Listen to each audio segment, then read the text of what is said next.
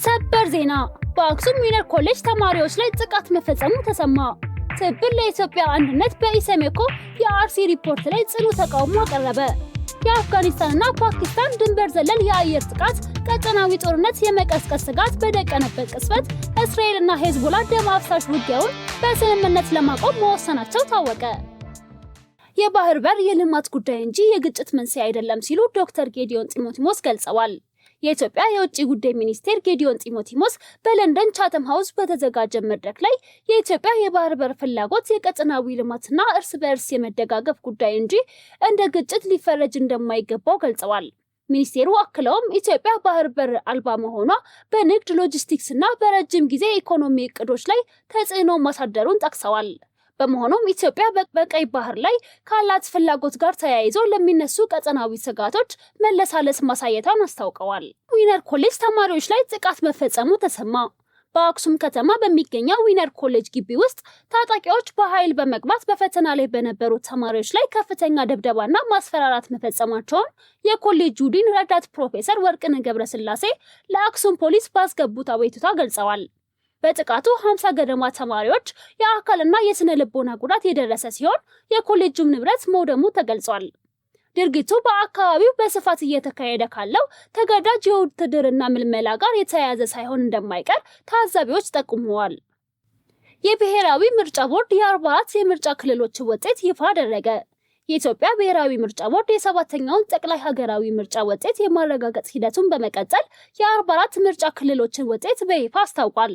በዚህም መሰረት በአማራ ክልል የራያ ቆቦ ምርጫ ክልልን የአማራ ብሔራዊ ንቅናቄ እጩ አቶ በለጠ ሞላ ያሸነፉ ሲሆን በሌሎች ክልሎች ግን ገዢው ብልጽግና ፓርቲ አብዛኛው ወንበር አሸንፏል።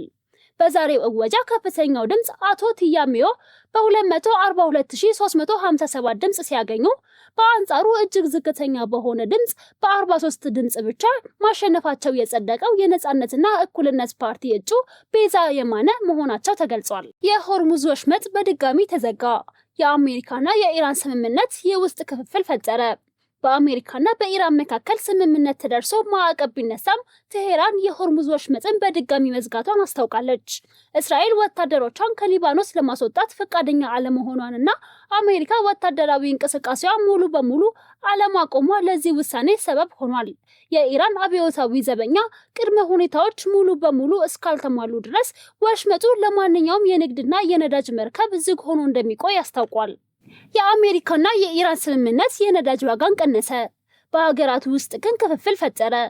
የስምምነቱን መተግበር ተከትሎ የዓለም የነዳጅ ዋጋ ከ$120 ወደ $77 ዝቅ ማለቱ ለዓለም ገበያ ትልቅ እፎይታ ሰጥቷል።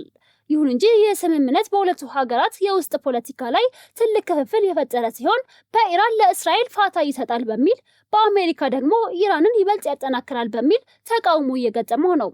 በዚህ መሃል ቀደም ሲል በከፍተኛ ዋጋ ሲሸጡ የነበሩ የሩሲያ የነዳጅ ኩባንያዎች አሁን ላይ ገዢ ለማግኘት ሲሉ የዋጋ ቅናሽ ጦርነት ውስጥ ገብተዋል።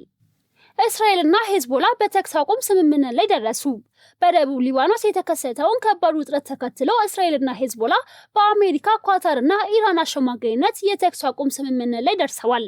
ስምምነቱ የተደረሰው ሌሊቱን ሙሉ እስራኤል በሰነዘረችው የአየር ጥቃት ቢያንስ 18 የሊባኖስ ዜጎች ከተገደሉበትና 4 የእስራኤል ወታደሮች መሞታቸው ከተሰማ በኋላ ነው። የወታደሮቹን መሞት ተከትለው የእስራኤሉ ብሔራዊ ደህንነት ሚኒስቴር ኢታማር ቤንጊቪር ሊባኖስ በሙሉ መቃጠል አለባት በሚል ቁጣ የሚቀሰቀስ ንግግር አድርገዋል። አፍጋኒስታን በፓኪስታን ግዛት ላይ የአየር ጥቃት ፈጸመች። የአፍጋኒስታን መከላከያ ሚኒስቴር በፓኪስታን ባሎቺስታንና ሃይበር ፓክቱኒኳ ግዛት ውስጥ በሚገኙ አይሲስ-ኬ የጦር ሰፈሮች ላይ የአየር ጥቃት መፈጸሙን አስታውቋል። ሚኒስቴሩ አፍጋኒስታን ከዚህ በኋላ ለደህንነቷ የሚሰነዘር ስጋት እንደማትታገስና አደጋዎችን ከመነሻቸው ለማክሸፍ ሁሉንም አቅሟን እንደምትጠቀም ገልጻለች። ባለፈው ሳምንት ፓኪስታን በፈጸመችው ጥቃት 13 ሰዎች መገደላቸውን ታሊባን የገለጸ ሲሆን አዲሱ ጥቃት በሁለቱ ሀገራት መካከል የነበረውን ደካማ ስምምነት አደጋ ላይ ጥሎታል። ተመልካቾቻችን ለዛሬ ይዘንላችሁ የቀረብናችሁ መረጃዎች እነዚህን ይመስሉ ነበር። አዳዲስና ትኩስ መረጃዎችን ከፈለጋችሁ ቻናላችንን ሰብስክራይብ በማድረግ ቤተሰብ መሆን ትችላላችሁ። ቀጣይ በሌሎች መረጃዎች እስከምንገናኝ ድረስ መልካም ቆይታ።